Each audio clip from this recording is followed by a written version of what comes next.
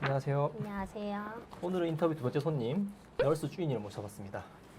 일단 먼저 간단한 본인 소개 좀 부탁드립니다. 저는 지금 내과계 중환자실에서 1년째 일하고 있는 간호사고 연차는 7년 차인데 그전에는 병동 간호사로 일을 했었습니다. 병동은 어느 병동에서 일하셨나요? 호스피스 병동에서 일을 했었습니다. 간호사를 하고자 결심하게 된 계기가 궁금한데 사실 계기는 없었고요. 그냥 저희 때 아마 뭐 공감하실 것 같은데 그때는 간호학과가 인기가 좋았습니다. 뭐 가면은 무조건 취업되고 돈 많이 벌 수 있다 해서 지원을 했고 합격을 해서 이렇게까지 왔습니다.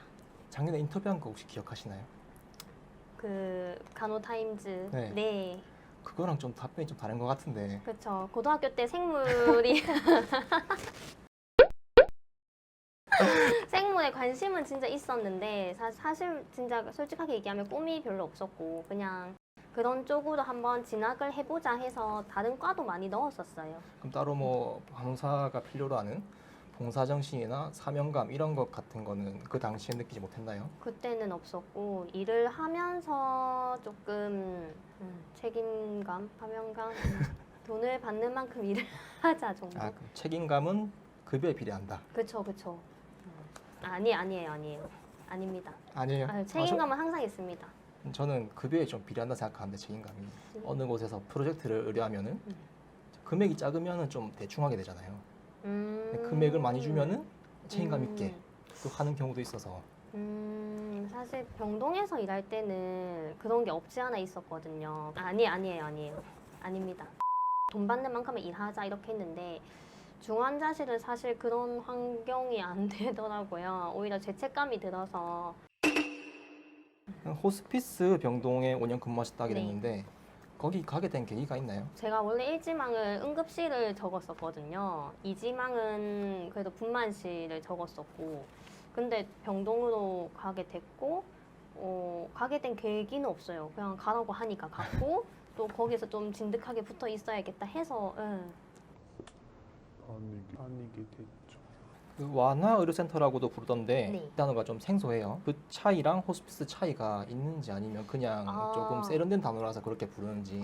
계속 지금 아마 연명치료 계획서나 뭐 연명치료 의향서 이런 거를 다들 들어보실 텐데 지금 계속 연명의료 치료 관련해서 개정이 계속 되면서 이 호스피스 병동 이름도 계속 좀 바뀌더라고요. 그래서 맨 처음에 호스피스 병동, 그 뒤에는 또 호스피스 완화 의료센터, 또 아니면 그냥 완화 의료센터 이런 식으로 바뀌는 것 같아요. 좀 인식 개선에 좀 도움이 될까 하는 그런 목적도 있을 것 같나요? 그런 것도 있을 것 같아서 바꾸는 것 같아요. 호스피스 하면 사실 조금 두려워하거든요. 그래서 그 목적을 좀 알리고자 이름을 바꾸는 것 같아요.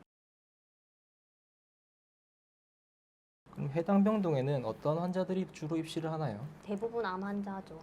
말기 암 환자분들이시고 대부분은 뭐 환자가 원해서 오기도 하지만 나이가 좀 많으신 분들은 환자는 모르고 그냥 보호자들의 의견에 따라서 주로 어떤 업무를 하는지 궁금한데 일단은 암 환자기 때문에 통증 조절이 제일 첫 번째고요. 통증 조절에 포커스를 맞춰서 하고 그 외에 다른 증상들 그리고 이제 그런 연명 치료와 관련된 것들은 안 하고 있거든요. 항암제 치료나 그리고 뭐 만약에 인공호흡기를 해야 된다면 그런 것조차도 안 하기 때문에 항상 불안해해서 사실 정서적인 간호도 좀 많이 필요한 부서라고 생각을 해요. 그럼 DNR 동의서 같은 것도 쓰겠네요. 네, 무조건 받고 들어. 임종을 준비한다는 표현을 봤어요. 임종을 준비하기 위해서 어떤 뭐 정서적 지지가 있을 텐데 이제 구체적으로 어떤 업무를 하는지. 일단은 이제 바이탈이 좀 불안정해지고 하면은 그때는 이제 보호자분들이 면회가 되던 시간이었으니까 보호자들을 불러요.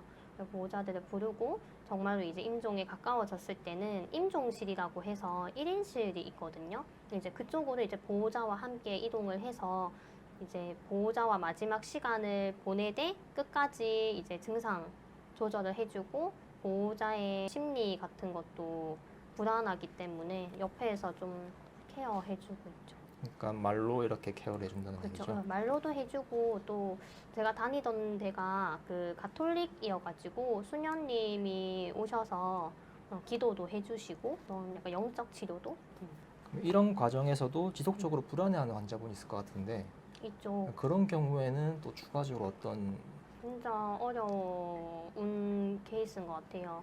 특히 런캔서 같은 분들은 증상이 없어서 자다가 갑자기 이제 발끈하면서 일어나시거든요. 숨이 막히는 것 같다고. 근데 그때는 그냥 조용한 노래 틀어드리거나 아니면 잠깐 손 잡아드리거나 근데 사실 계속 잡아줄 순 없죠. 바쁘니까. 되게 흔한 방법으로 하는데 제일 좋은 거는 보호자랑 통화시켜주는 것도 좋은 방법인 것 같아요. 임종실 얘기도 나왔는데 네. 임종실을 하는 목적을 제가 찾아본 바로는 병동에는 같이 쓰잖아요. 네. 이제 주변 사람들에게 영향을 줄까봐 따로 이동을 한다 들었는데 맞나요? 네, 맞아요. 그러면 임종실에서도 조용히 이렇게 준비하는 반면 좀 크게 소리 내시는 분도 있을 것 같아요. 이제 그렇죠. 그런 소리가 또 새 나가면 또 들릴 것 같은데 혹시 뭐 방음 시설이나 이런 것도 되어 있나요? 방음 처리라기보다는 사실 맨 끝쪽에 임종실이 있어서 그 옆에는 또 작은 1인실이 있거든요. 그래서 거기는 대부분 비워놓기 때문에 병동에서는 잘 듣지는 못하고 환자분들이 보호자들이 이제 왔다 갔다 하면서 아, 저기에 누가 있구나라고 그냥 생각만 해요. 들어보니까 환자도 중요한데 이제 보호자 케어도 좀 중요할 것 같아요. 그렇죠. 네. 좀 자주 오는 보호자분들도 사실 있는데 되게 좀 요양병원처럼 그냥 환자를 두고 되게 안 오시는 분들이 있는데 그러다가 어쩌다 한번 이제 와요. 오면은 당연히 살 빠져 있죠. 식사도 못 하고 뭐 하나둘 마음에 드는 게 없는데 그 화를 이제 저희한테 내는 거죠. 왜 이거밖에 케어를 못 했냐. 근데 사실 할 말이 없어요. 그리고 좀 자주 좀 와서 신경 좀 써주지. 우리가 한 명 한 명 식사를 도와드리지 못하잖아요.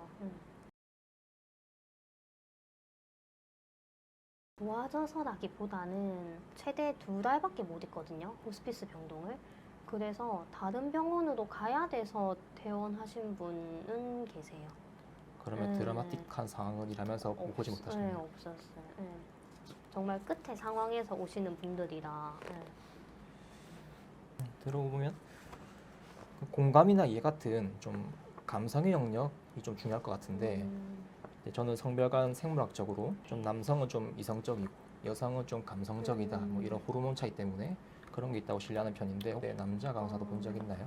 남자 간호사는 본 적은 없어요. 사실 여자 간호사도 힘든 부서거든요. 임종이 두려워하는 신규 선생님들이 많아서 어떤 신규 선생님은 그때 이제 그만뒀지만 그 호스피스 병동 문을 탁 이제 열고 들어오면은 숨이 턱 막힌대요. 네, 또 오늘은 누가 임종을 할까?